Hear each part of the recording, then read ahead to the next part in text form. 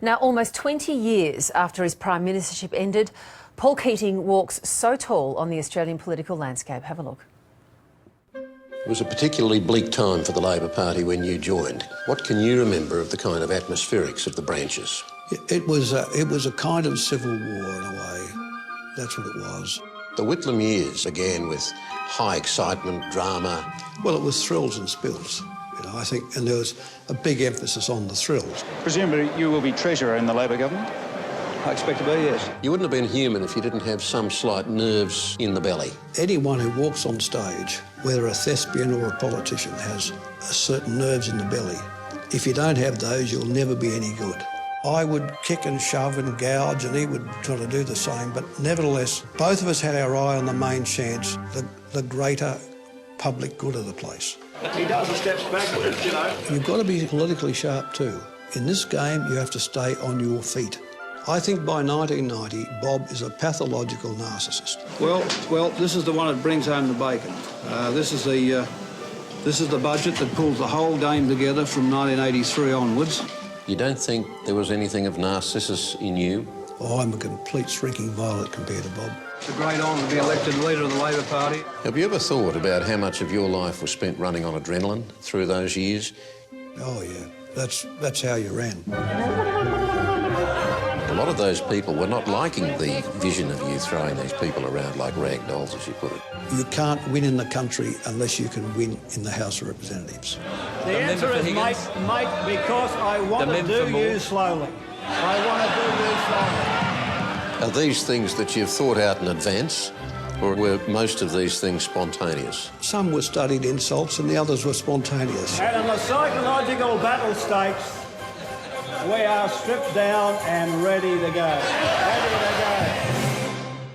The shrinking violet himself, Mr. Paul Keating. Of course, excerpts there from the Keating interviews with veteran journalist Kerry O'Brien, that celebrated series on ABC TV. Kerry's now written a book about the former Prime Minister, drawing from those lengthy and detailed transcripts. And Kerry O'Brien joins me now from Sydney. Kerry, really good to talk to you. Good morning. Virginia, how are you?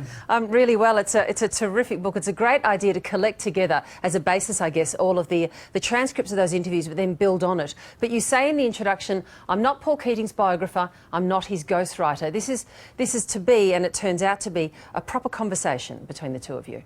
Well, it's longest continuous conversation of my lifetime for a start. Well over 30 hours we've recorded, and I mean, what I was interested in doing, it wasn't just about trying to put down a tested record of quite a remarkable time in Australian politics. I really was interested in trying to come to grips with the complexity of the drive and the personality of a man who I think we all now recognise, whether we agree with him or not, is one of the notable political leaders of this country's history. But in his own unique way. An extraordinary figure. You just have to watch it again, and of course, and all of that comes back, I'm sure, even for those who are younger and aren't very familiar with the times.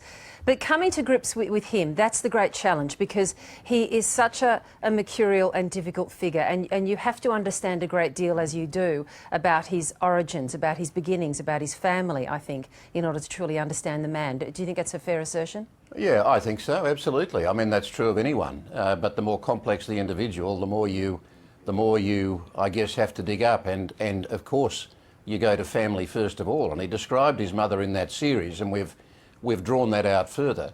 He described his mother as the killer and his father as the sweet guy.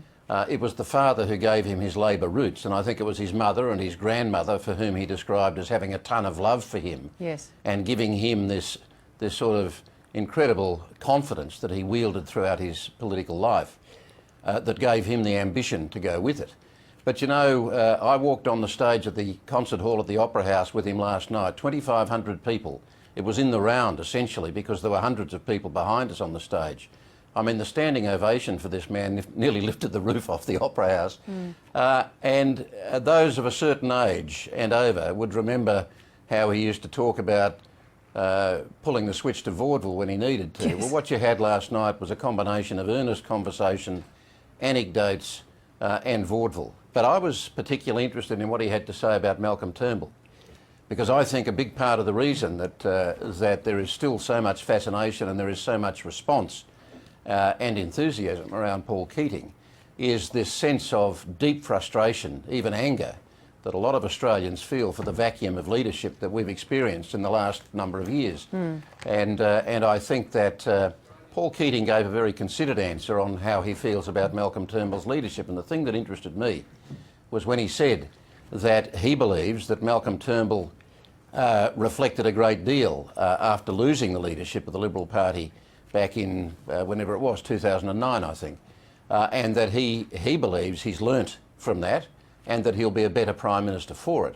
What he also said that I found interesting when we talked about the Republic is that he feels confident that Malcolm Turnbull will at some point push for a Republic as Prime Minister, but not this term. Well, the very clear implication of that is that he believes that Malcolm Turnbull is going to win the next election. Yes, I wanted to ask you about his reflections and his views on Malcolm Turnbull and the decline of Tony Abbott and the rise of this new leader.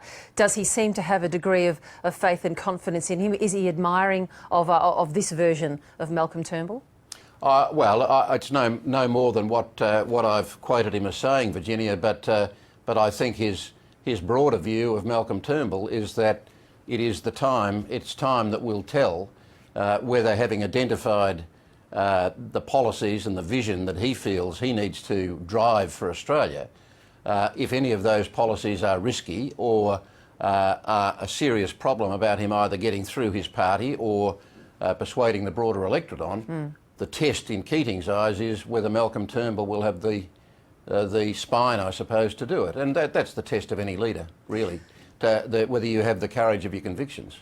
The interesting thing, of course, that so many of us went to immediately in the interview series that was on ABC TV, that relationship between Paul Keating and Bob Hawke, the elements of it that Paul Keating still won't acknowledge or doesn't seem to sort of have a real insight into. In the intervening time since last night, say, your interview with him last night, and the putting together of that series and the writing of this book, has that changed? Does he have deeper or different reflections on that relationship and why it's broken down so irretrievably? Oh no, I think he's been very consistent about that, Virginia, and it interests me again that this guy is still so deeply feeling the events of that time and the schism in the relationship with Bob Hawke, because in the series, you'll remember, and he still says that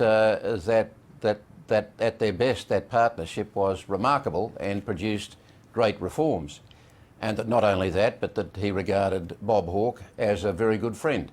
They had great times together, but and I think that probably just underwrites the pain that I think is still there about how the relationship ended. And I'm sure there are regrets about that, but there's also anger. And I think anger about both the book that Bob Hawke wrote and his wife Blanche Del Puget, who was his early biographer, in her updated biography.